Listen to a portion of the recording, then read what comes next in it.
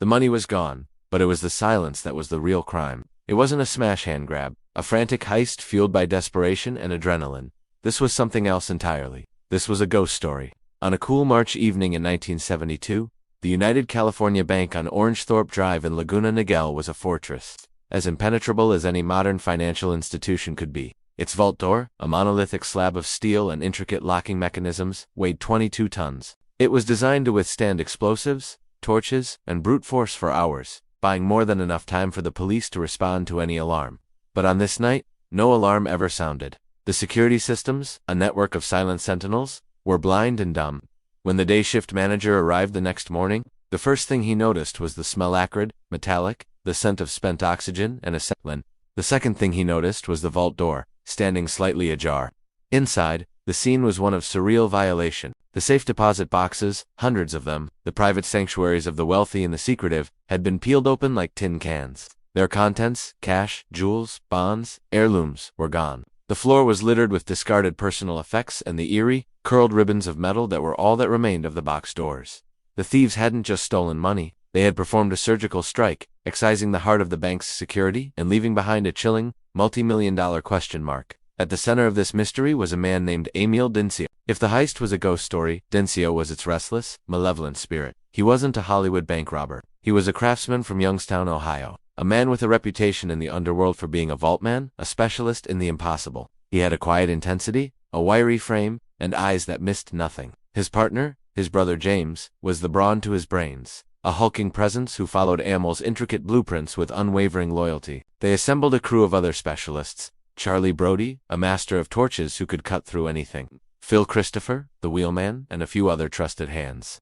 They were professionals, not thugs. Their weapon wasn't a shotgun, but knowledge. And their key to the kingdom, the one that would make the entire fortress kneel, was a man named Benjamin Joe Kramer. Kramer was the bank's head security guard. He was in his 40s, a man who wore his uniform with a sense of pride, a figure of authority, and trust in the community. He had a wife, a mortgage, a life that appeared built on a foundation of quiet decency. But appearances, as the gutted vault proved, were a fragile currency. Kramer had problems, financial pressures, perhaps a taste for a life just beyond his reach. Amil Dinsio, with his predator's instinct for weakness, found him. The approach was likely subtle, a friendly conversation that slowly, inexorably, turned into a proposition.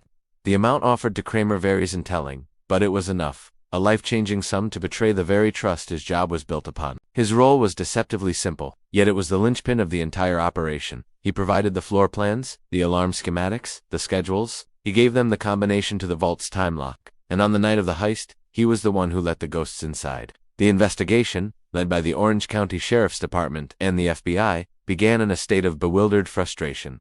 This was no ordinary crime scene. There were no broken windows, no forced doors on the main entrances. The thieves had entered through the roof, a fact that immediately suggested inside knowledge. The vault door itself was a masterpiece of criminal engineering. The thieves hadn't blown the lock. They had outsmarted it. Using a custom-made device, a massive jack, they had physically bent the entire vault door frame, just enough to disengage the massive bolts from their housings. It was a solution of brutal, brilliant simplicity. These guys weren't bank robbers, one exasperated investigator would later say. They were engineers. The lack of forensic evidence was deafening. No fingerprints, no usable footprints. Just the ghostly residue of their tools and the chilling efficiency of their work. The initial suspect list was a blank page. All the police had was the method, and the method whispered one thing: this was the work of a professional crew from out of town. The break, when it came, was from 1,000 miles away, and it was born from sheer, dumb luck. In the weeks following the heist, Amil Dinsio and his crew had returned to their lives in Youngstown, their pockets swollen with cash. But success bred carelessness. Dinsio's brother-in-law, a man named Harry Barber, began spending with a flagrant, reckless abandon. He bought new cars, flashy jewelry, and boasted in bars about a big score out west. The whispers reached the ears of the Youngstown police, who in turn made a call to their contacts in Laguna Niguel. It was a thread, the first one. The FBI descended on Youngstown, turning the heat up on a town that knew how to keep its secrets. They leaned on known associates, they followed the money, and they slowly started putting names to the ghosts. Amil Dinsio, James Dinsio, Charlie Brody. But knowing their names and proving their guilt were two different things. The case was entirely circumstantial. There was no direct evidence placing them in Laguna Niguel. The key to the whole case, the prosecutors knew, was the insider. They had to flip Benjamin Kramer. Faced with the full weight of the federal government and the prospect of spending the rest of his life in prison, Kramer's resolve crumbled. the trusted guard, the man who had sold his integrity for a stack of bills, became the star witness for the prosecution. He laid out the entire plot in meticulous detail: the meetings, the planning, his role in disabling the alarms, and his identification of every member of the Dinsio crew. His testimony was the bomb that blew the case wide open. With Kramer's words, the ghost story became a police procedural. Arrest warrants were issued. The crew was rounded up. The United California bank robbery, it seemed, was about to be neatly closed. Then came the twist. The moment that elevated this heist from a masterful crime to a legend of American true crime. As the trial began, the defense did not try to argue innocence. Instead, they launched a counteroffensive that stunned the courtroom. They put the bank itself on trial.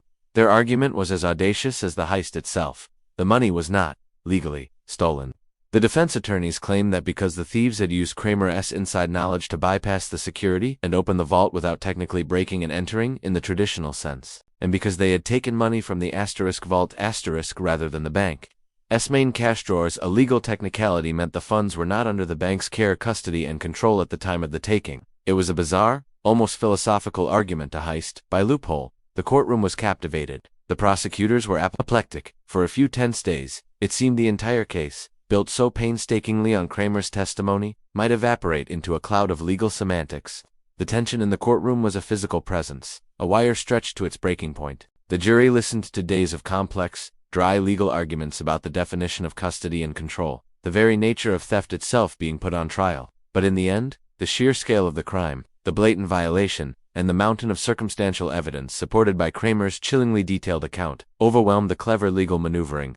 The jury returned with guilty verdicts for Amil Dinsio, James Dinsio, Charlie Brody, and their accomplices. They were sentenced to long terms in federal prison. Benjamin Kramer, the betrayer, received a measure of leniency for his cooperation, but his life was forever shattered, a ghost in his own community. The United California bank robbery of 1972 remains one of the most sophisticated heists in American history, not just for its execution, but for its aftermath, a brazen attempt to use the law itself as the final escape vehicle. The money, nearly all of it, was never recovered. It vanished back into the shadows from whence it came, funding other lives, other crimes, becoming its own kind of ghost. Amil Dinsio served his time and faded into obscurity, a king of a forgotten criminal art. The bank itself is long gone, but the story persists, a chilling reminder that the most impenetrable vaults and the most advanced alarms are ultimately only as strong as the people trusted to guard them.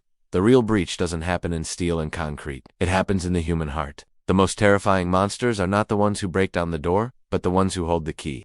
If stories like this keep you hooked, hit subscribe for more.